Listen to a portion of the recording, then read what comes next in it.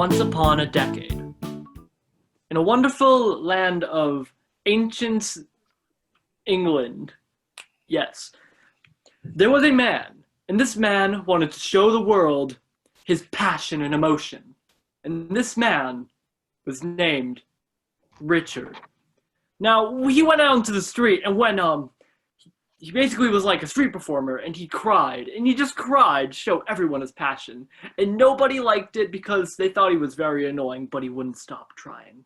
And then one day, he cried so much that he made a tsunami, and then the tsunami was about to hit when he ran to his local wizard, and he said, I need to go back to when dinosaurs existed so that it could stop crying and stop this entire tsunami flooding whatever, England.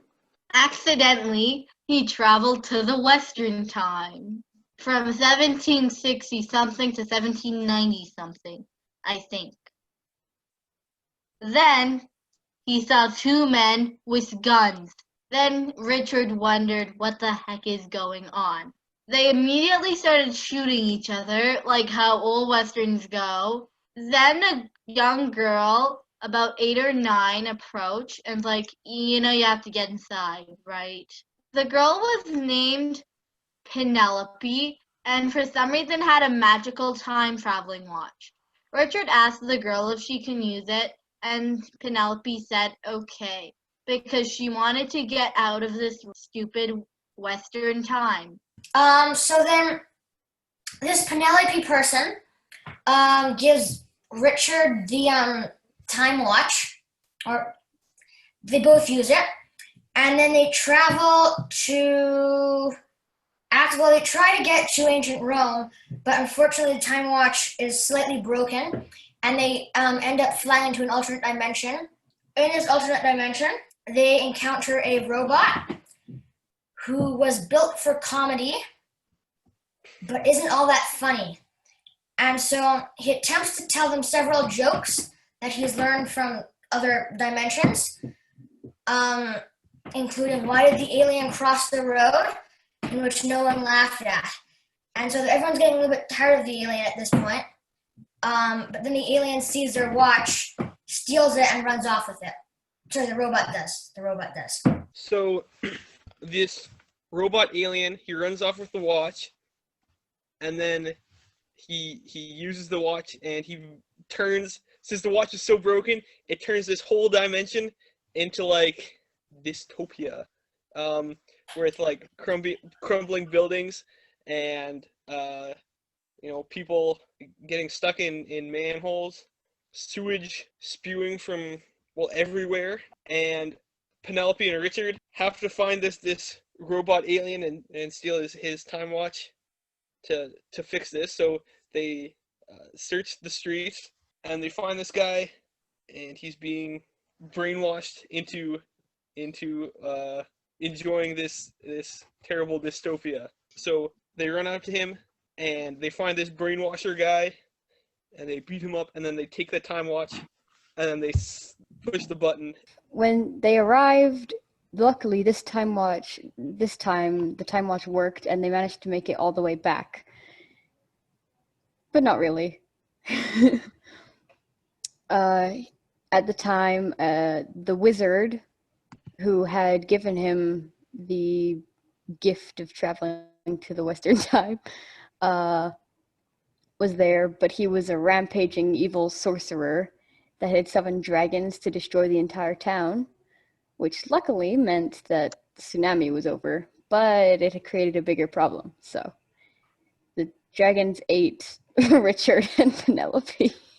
The robot was in despair. He was like, beep, boop, no! He was so in despair that he went to the darkest depths of the city to get help. Then he found a really hot vampire dude. He had like slick back hair, he was so hot. So the hot vampire dude's like, I'll help you get your friends back, but first you gotta get us one more person. Three's a company for that dragon. oh, and turns out the guy they were fighting in the Wild West was also there. He was like, well, rootin' tootin', I'm gonna help you. So the three of them went off to fight the dragon. The people who are stuck in the dragon's stomach see beavers just floating there and chillaxing. So they say, hey, beavers, we need your help getting out of here. And then the beavers are like, sure, what do you want us to do?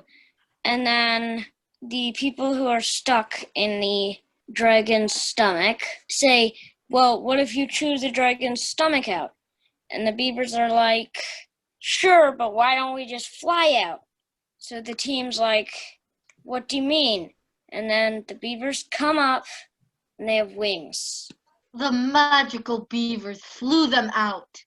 With the power of with the power of Canada, they destroyed one of the dragon, but there were 6 more. So the hot vampire, one of the Western guys, the one that survived, the funny robot comedy robot, were like, "You guys are free."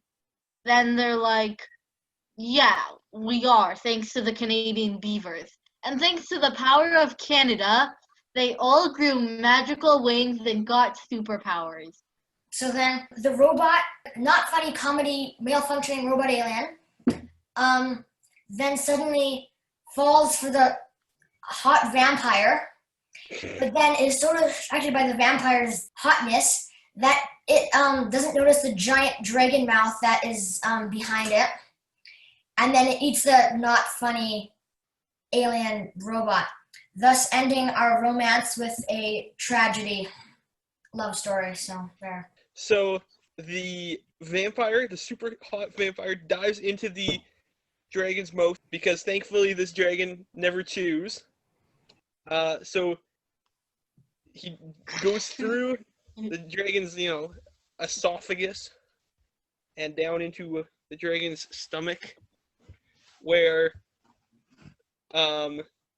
he finds that the remaining creatures in the dragon's stomach, along with the not funny robot, have formed the perfect society, and they use stomach acid as a currency.